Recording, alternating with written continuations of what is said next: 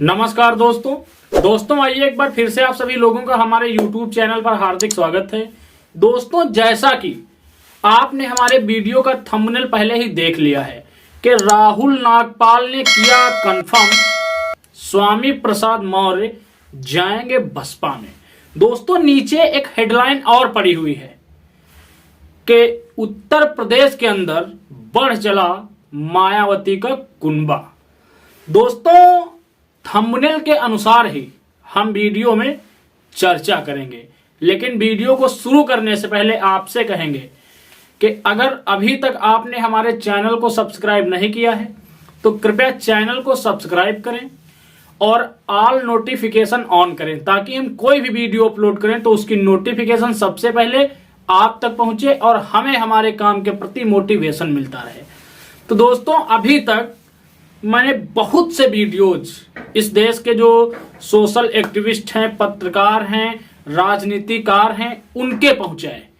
आज मैं बहुजन समाज के लिए काम करने वाले एक बहुत बड़े सोशल एक्टिविस्ट, जिनकी सोशल मीडिया पर अच्छी खासी पहचान है और बहुजन समाज के एक सम्मानित व्यक्ति हैं, राहुल नागपाल जी की।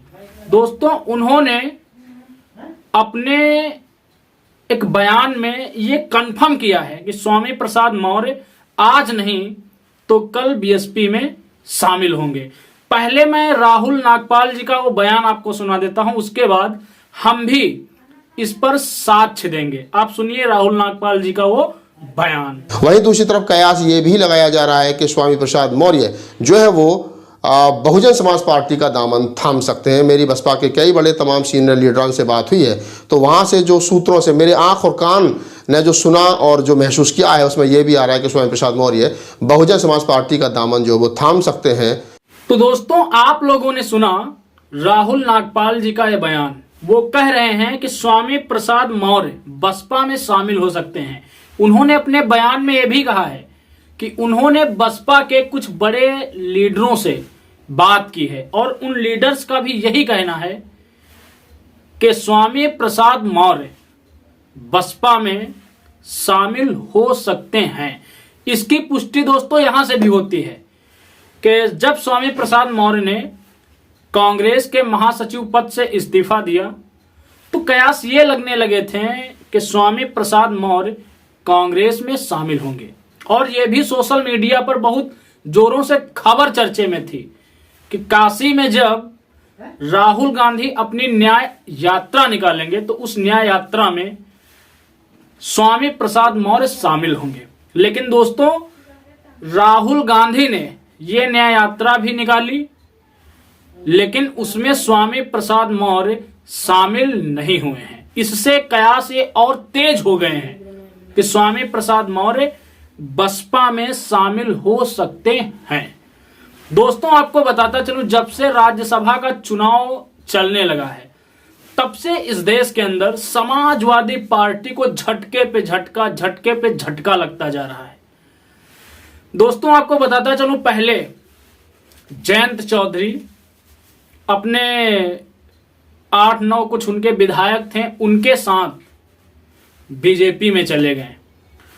उसके बाद स्वामी प्रसाद मौर्य ने अपने महासचिव पद से इस्तीफा दिया। पल्लवी पटेल ने भी समाजवादी पार्टी से नाराजगी जताई। उसके बाद के गौतम यानी कमलकांत गौतम, जो पहले बहुजन समाज पार्टी से समाज कल्याण विभाग के मंत्री थे, अभी हाल ही में उन्होंने सपा ज्वाइन की थी। दोस्तों, समाजवादी पार्टी के सुप्रीमो अखिलेश यादव जी ने उनको प्रदेश सचिव बनाया था। उन्होंने प्रदेश सचिव के पद से इस्तीफा दे दिया। उनके बारे में कयास ये हैं कि कमलकांत गौतम कट्टर बसपाई थे और आज भी उनके अंदर कहीं ना कहीं वही पुरानी विचारधारा पनप रही है। दोस्तों, कमलकांत गौतम जी ने सपा छोड़ी, उनके पूरे चांसेस हैं बीएसपी में जाने के। और आपको बताता चलूं, आज फिर समाजवादी पार्टी को उत्तर प्रदेश में एक बहुत बड़ा झटका लगा है। जी हां दोस्तों, समाजवादी पार्टी से 4 बार के सांसद रहे और समाजवादी पार्टी में राष्ट्रीय महासचिव के पद पर थे। सलीम शेरवानी, जो बदायूं से मुस्लिम समाज के एक दिग्गज नेता थे, उन्होंने समाजवादी पार्टी को रिजाइन कर दिया है। दोस्तों, उन्होंने सपा को रिजाइन करते समय इस देश के मुसलमानों को यह नसीहत दी है कि समाजवादी पार्टी मुसलमानों की उपेक्षा कर रही है। उन्होंने कहा कि समाजवादी पार्टी से इस समय इस देश का मुसलमान खुद को अपेक्षित महसूस कर रहा है। आपको बताता चलूं, सलीम शेरवानी जी 1984 ईस्वी में पहला चुनाव लड़े थे बदायूं से, वो भी कांग्रेस के प्रधानमंत्री राजीव गांधी जी के कहने पर उनको विजय मिली। उसके बाद वो कांग्रेस को छोड़कर सपा में आए और सपा से 4 बार उन्होंने सांसदी लड़ी और जीती भी। उसके बाद 2019 में वो कांग्रेस में चले गए थे, कांग्रेस से लड़े लेकिन चुनाव हार गए। उसके बाद फिर 22 का चुनाव आया, उस चुनाव में वो सपा के साथ आए और सपा ने भी हाल ही में 1 साल पहले लगभग उनको राष्ट्रीय महासचिव बनाया था पार्टी की ओर से। उन्होंने आज अपने उस पद से इस्तीफा दे दिया है और समाजवादी पार्टी पर एक बहुत बड़ा लांछन लगा दिया है कि वहां पर पद तो मिलता है लेकिन काम करने की आजादी नहीं मिलती है। दोस्तों, इन सब घटनाओं को देखते हुए मुझे मान्यवर कांशीराम साहब जी की वो दमदार बात याद आ रही है। उन्होंने कहा था कि बसपा का बनाया हुआ पुर्जा कभी दूसरी मशीनों में सेट हो ही नहीं सकता। दोस्तों, बसपा से नाराज होकर सपा में गए नेता, बीजेपी में गए नेता आज वो इन पार्टियों से इस्तीफा दे रहे हैं और अभी उन्होंने किसी दल को ज्वाइन नहीं किया है। ऐसे में कयास यही लगाए जा रहे हैं कि ये लोग एक बार फिर से बसपा में वापसी कर सकते हैं, बस जरूरत है बसपा सुप्रीमो मायावती जी का एक संकेत मिलने की। दोस्तों, एक बार फिर अवसर बहुजन समाज पार्टी के दरवाजे खटखटा रहा है। मैं अपील करूंगा बसपा के शीर्ष नेतृत्व से कि इस अवसर को वो खाली ना जाने दें और इस देश में बहुजन समाज पार्टी से जो बिछड़े हुए नेता हैं उनको एक बार फिर से पार्टी में स्थान दिया जाए और उनको सोशल जस्टिस का पाठ पढ़ाकर मैदान में उतारा जाए। दोस्तों, अगर ऐसा हो रहा है तो आप ये तय मानिए कि आने वाला समय फिर उत्तर प्रदेश के साथ साथ पूरे देश के अंदर बहुजन समाज पार्टी का होगा।